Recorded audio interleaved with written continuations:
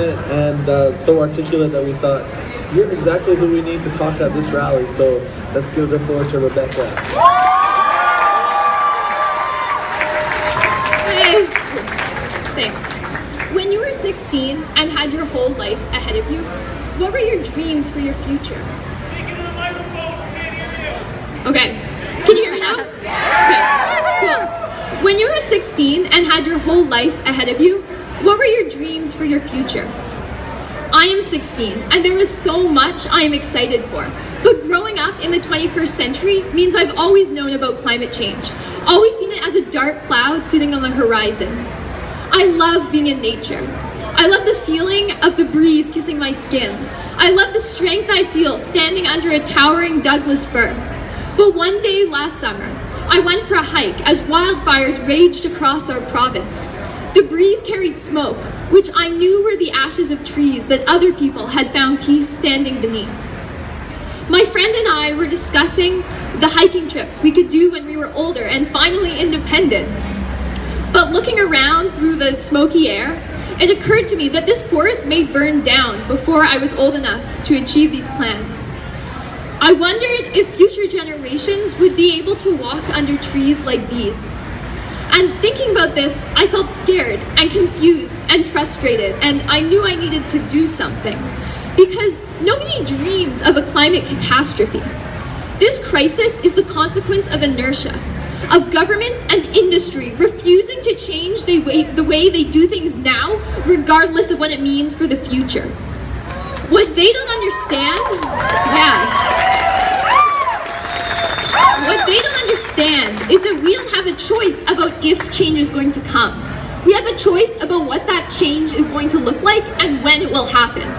By continuing to burn fossil fuels, continuing to build pipelines, continuing to pretend that everything is still the same, that change is going to be felt in the future, in the form of drought, rising sea levels, and extreme storms. Or we can make positive change now, by closing the door on fossil fuels and allowing infinitely more to be opened by my generation and those to follow. We are at a crossroads. We are at a crossroads, and all of us know which path we want to go down. We say yes to renewable energy. We say yes to sustainable jobs. We say yes to a just transition.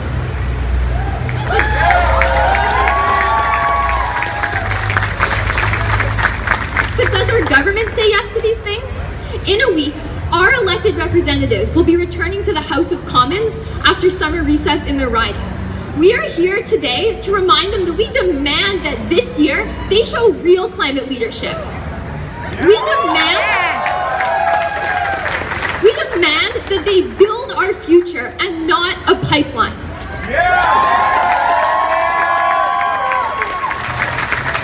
As a teenager, it is my generation that is going to be impacted by the repercussions of the decisions made in Parliament today, not the future of the people making those decisions. MPs, I urge you to think of your children and grandchildren. 30 years from now, will you be able to look them in the eye and say that you did everything you could to give them a good future?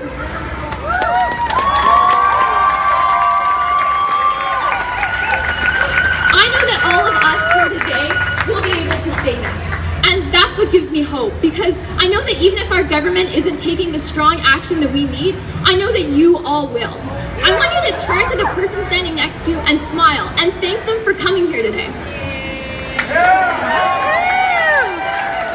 Because it's not just about the future.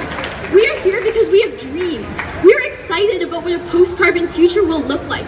And we're coming together to build it, and that feels great. And we're not alone. We are part of a global movement for change. Today, in over 700 communities all across the world, hundreds of thousands of people are rising for climate, demanding that their local leaders commit to building a fossil-free world that puts people and justice before profits.